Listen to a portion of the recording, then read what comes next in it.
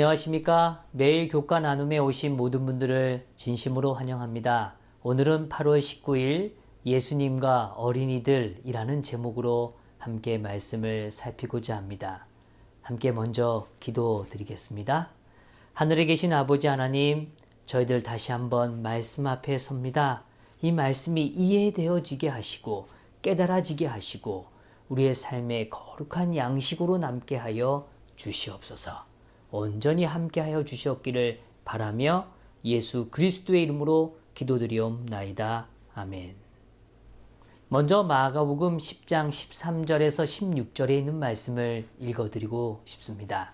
사람들이 예수께서 만져주심을 바라고 어린아이들을 데리고 오매 제자들이 꾸짖건을 예수께서 보시고 노하시어 이르시되 어린아이들이 내게 오는 것을 용납하고 금하지 말라. 하나님의 나라가 이런 자의 것이니라.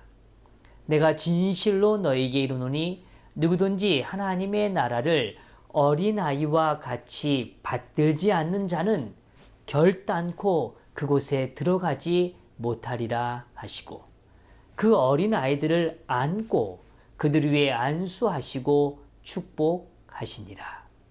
마가는 결혼이 갖는 축복의 의미를 우리 앞에 다시 한번 밝혀주었습니다.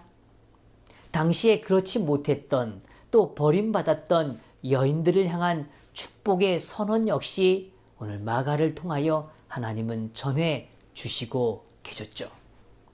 오늘 우리가 함께 살피는 본문 가운데서도 당시에 가장 연약한 대상 중 하나였던 어린 아이들에 대하여 오늘 주님은 어떠한 마음과 손길로 그들을 대면해 주셨는지를 보여주고 있습니다.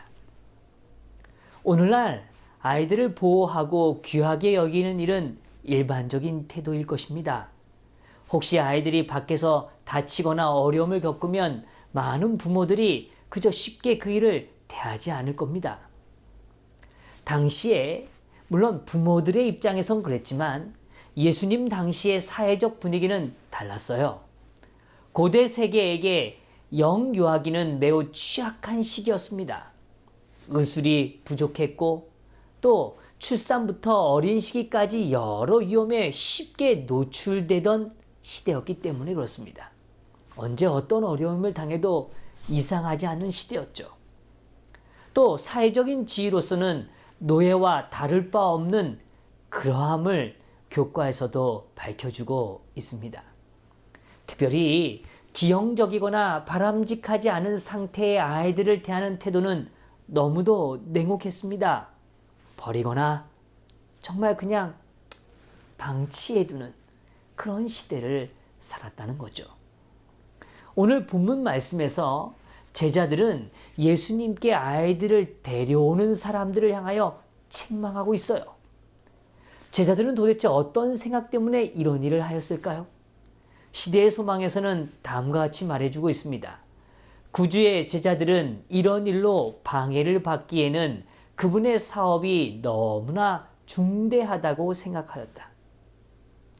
그들은 이 아이들이 너무 어려서 예수님을 찾아와도 유익을 얻지 못하리라고 생각하고 그분께서도 그들이 오는 것을 기뻐하지 않으시리라고 결론을 내렸다.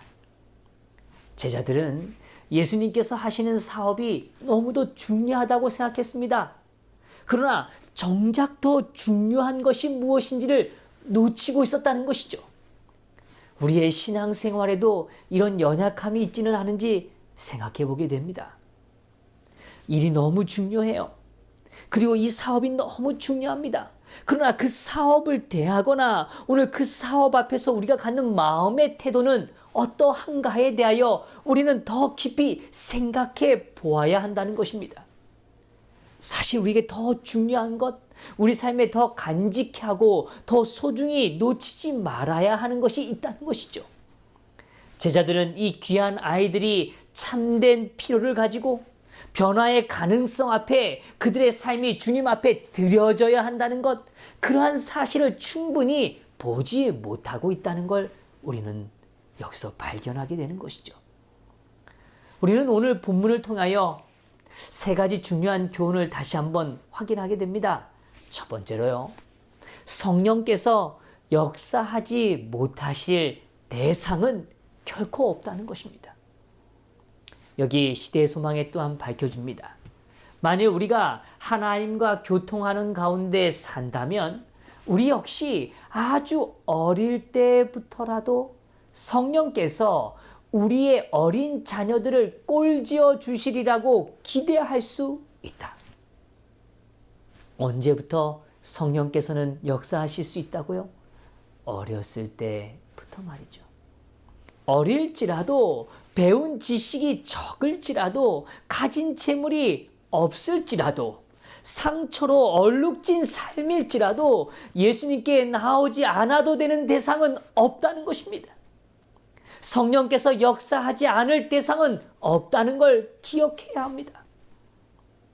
어린이들과 함께 기도 훈련을 정기적으로 하는 소중한 제 삶의 기회가 있었습니다. 사실 처음에 제가 그 프로그램에 함께 참여하고 아이들과 그 일을 나눌 때는요, 제 마음속에 이런 생각이 들었어요. 아이들이 정말 그 기도 훈련에 잘 참여할 수 있을까? 아이들이 정말 그 시간을 잘 의미 있게 쓸 수 있을까? 아이들은 도대체 어떤 기도를 하면서 그 시간을 보낼까? 근데요, 막상 하루가 지나고 이틀이 지나면서 저의 걱정이 얼마나 잘못된 것인가를 깨닫게 되었습니다. 아이들이 누구를 위해 기도하는지 아십니까? 바로 자신이 사랑하는 어머니와 아버지를 위하여 아이들이 기도하는 모습을 제가 보았어요. 근데 그 기도의 내용을 보면요, 그 아이들이 느끼는 자신의 부모들의 상처와 아픔을 위해 기도하고 있는 것입니다. 저는 이런 생각을 했어요. 아이들은 모를 거야. 아니요, 아이들이 다 압니다. 다만 그들의 생각을 다 드러내고 있지 않을지 모르지만 그들은 다 기억하고 다 보고 알고 있어요. 그 작은 손을 모아 자신이 그토록 사랑하는 부모의 그 엄마와 아빠의 연약한 점들을 위하여 하나님께 간절히 매달리고 있는 것을 저는 본 것입니다. 저도 모르게 그 아이들의 모습 속에서 참 많이 울고 회개했던 그런 기억이 있습니다. 어쩌면 완고한 모습으로 살아가는 것이 아이들이 아니라 우리의 기성세대의 모습은 아닐까요? 성도 여러분, 그 어린 아이에게도 여전히 부족한 아이들이지만, 깨달음이 연약한 아이들이지만 하나님은 그들에게 역사하십니다.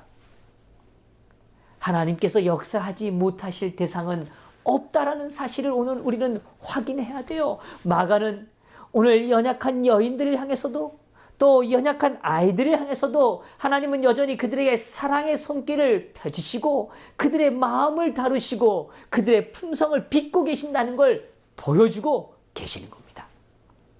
둘째로, 우리는 결코 주님께로 향하는 길에 방해가 되어서는 안 된다는 것입니다. 시대의 소망에서 제자들이 가졌던 태도에 관하여 명확한 기별을 전해주고 있습니다.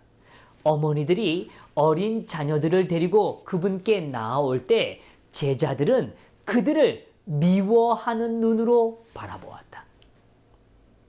참으로 아이러니한 모습 아닙니까? 하나님의 일을 한다고 해요. 그리고 하나님의 일이 중요하다고 생각했어요. 그들은 예수님을 돕는 자로 서 있었습니다. 그러나 그들은 예수님께로 가는 길을 뭐하고 있었던 거예요? 가로막고 서 있었던 것입니다. 그들의 판단과 생각으로 오늘 그들 앞에 다가오는 영혼들을 자신의 판단으로 그들을 대면하고 있었다는 거죠. 그들은 어린 자녀들을 데리고 오는 그 어머니들을 어떤 눈으로요? 미워하는 눈으로요. 아마 이런 마음이었겠죠. 아니, 우리 예수님이 얼마나 바쁘신데 이런 일로 방해할까 말이죠. 야, 너희들이 안 와야 되는 거 아니니? 너희들이 지금 와서 그 아이들에게 뭔 도움이 되겠어? 이렇게 생각했다는 것입니다. 우리는 이런 슬픈 장면에 서 있지 않게 되기를 간절히 바라요. 주님의 일을 한다고 하면서 형제와 이웃을 미워한다면 무슨 의미가 있겠습니까? 더욱이 예수님께로 가는 길을 가로막는 자로 서 있다면 얼마나 슬픈 일이겠습니까? 나의 말과 행실, 그것이 아무리 옳고 바른 것이라도 그 모습 때문에, 오늘 내가 택했던 그 냉혹한 태도 때문에 누군가 주님께로 가는 길에 어려움이 있다면 이것만큼 참 아픈 일은 없을 것입니다. 여기 또한 이렇게 표현해줘요. 그대들은 그리스도와 같이 하는 품성으로 예수님을 잘못 나타내지 않아야 한다. 그대들의 냉랭하고 거친 태도로 어린아이들을 그분에게서 떠나가게 하지 말라. 절대 아이들에게 그대가 하늘에 있다면 하늘이 즐거운 장소가 아닐 거라고 느끼게 만들지 말라. 우리의 냉랭하고 거친 태도가 귀한 어린 마음의 상처가 될 수 있음을 우리는 기억해야 해요. 이것은 비단 어린 아이들만의 문제는 아닐 것입니다. 오늘 우리가 누구든지 어떤 대상이든 우리가 거하는 곳에, 우리가 가는 곳에 함께 가고 함께 머물고 싶은 사람이 되기를 간절히 소망하는 것이죠. 예수님께서는 그렇게 사셨어요. 많은 사람들이 예수님 곁에 머물고 싶어 하지 않았습니까? 우리도 그런 아름다운 향기를 나눌 수 있는 삶, 오늘도 우리가 예수님처럼 가까이 머물기를 원하는 것처럼 누군가 우리의 삶에 더 다가가기를 원하는 그런 열려있는 삶이 되기를 간절히 바라는 것이죠. 셋째로요, 오늘 본문에서는 어린아이와 같은 마음, 그러한 자세를 가져야 된다라고 이야기해줘요. 예수님께서는 분명히 말씀하셨습니다. 누구든지 하나님의 나라를 어린아이와 같이 받들지 않는 자는 결단코 그곳에 들어가지 못하리라. 하나님의 나라를요, 어린아이와 같이 받들라고 이야기하고 계십니다. 어떤 모습이 어린아이와 같이 받드는 것일까요? 여기 또한 이렇게 해석해주고 계세요. 예수님께서는 언제나 아이들을 사랑하셨다. 그분은 그들의 어린이다운 동정과 편견 없고 변함없는 사랑을 받으셨다. 그들의 순결한 입술에서 나오는 감사의 찬양은 그분의 귀에 음악이 되었고, 교활하고 위선적인 사람들과 접촉하심으로 말미암아 억눌렸던 그분의 정신을 상쾌하게 하였다.